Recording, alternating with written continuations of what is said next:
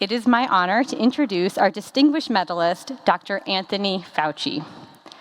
Dr. Fauci is joining us remotely today, but his presence here is undeniable. Anthony Fauci, your steady leadership, extraordinary service, and enduring guidance have helped us face the facts through complex and challenging times. We have come to know you as America's doctor, but you are much more than that. In so many ways, you stand as the educator of a nation committed to truth, informed by science, honest to the core. You are a humanist, a scholar, and a fellow New Yorker. An extraordinary career began in 1968 when you completed your medical residency and joined the National Institutes of Health. Your brilliant contributions, such as the use of immune-suppressing cancer drugs to treat vasculitis and the discovery of how HIV affects the body's B cells, have changed the course of countless lives by saving countless lives. And for a full half-century, your focus on the well-being of others has never veered.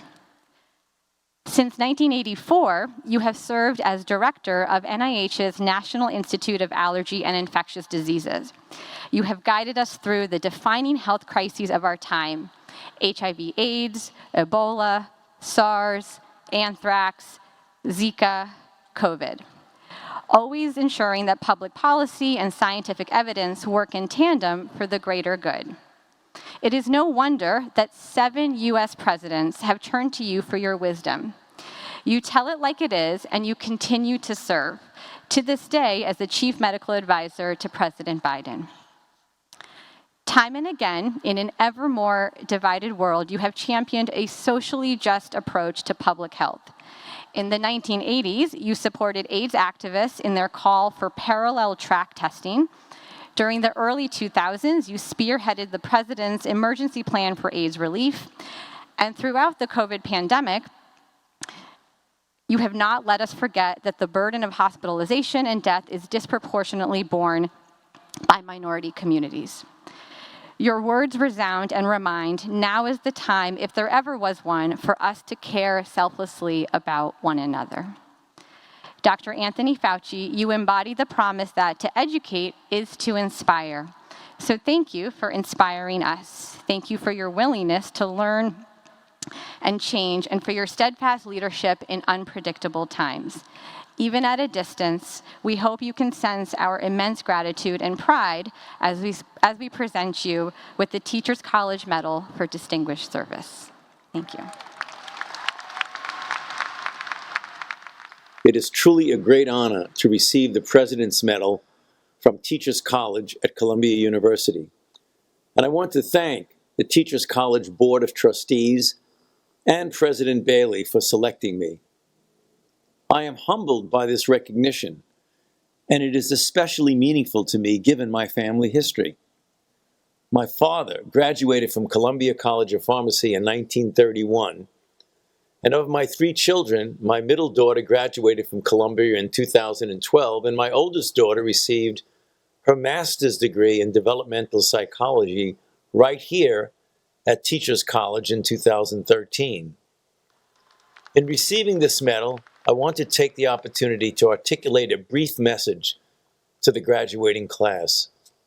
The profound ways that COVID-19 has disrupted your student years are unprecedented within the recent memory of our educational systems. Viewing the overall situation from my vantage point at the National Institutes of Health, and as a member of the White House team responding to COVID, I have a sincere and heartfelt message to each of you. In many respects, I am in awe of you all, since each of you deserves enormous credit and respect for your extraordinary adaptability, resilience, passion, and dedication to learning, completing your studies, and graduating despite immense difficulties and uncertainties. Years from now, as you recall your experience here at Teachers College over the past 2 years, the imprint left by COVID will undoubtedly be profound, although the lens through which you view these memories will be unique for each of you. Also, I must pass on to you one message that is particularly relevant to your group in the context of the fields that many of you have chosen, with their deep-seated connection with facts, evidence, and the truth. I have spent my entire professional career in Washington, D.C. as a scientist, a physician, and a public health official. Although that career path is fundamentally devoid of politics in the classic sense, being in Washington has allowed me to experience firsthand the intensity of the divisiveness in our nation. Our differences can be healthy and often provide a needed balance and diversity in society, and I embrace that. What troubles me, however, is that indifferences of opinion or ideology have, in certain situations, been reflected by egregious distortions of reality.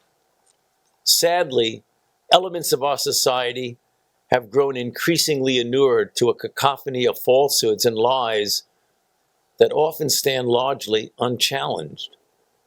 This has ominously led to an insidious acceptance of the normalization of untruths.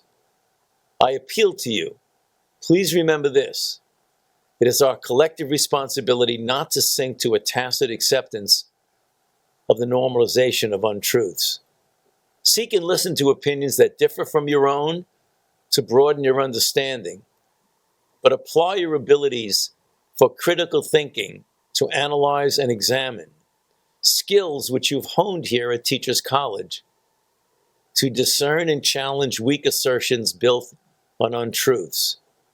As future leaders in our society, we are counting on you for that.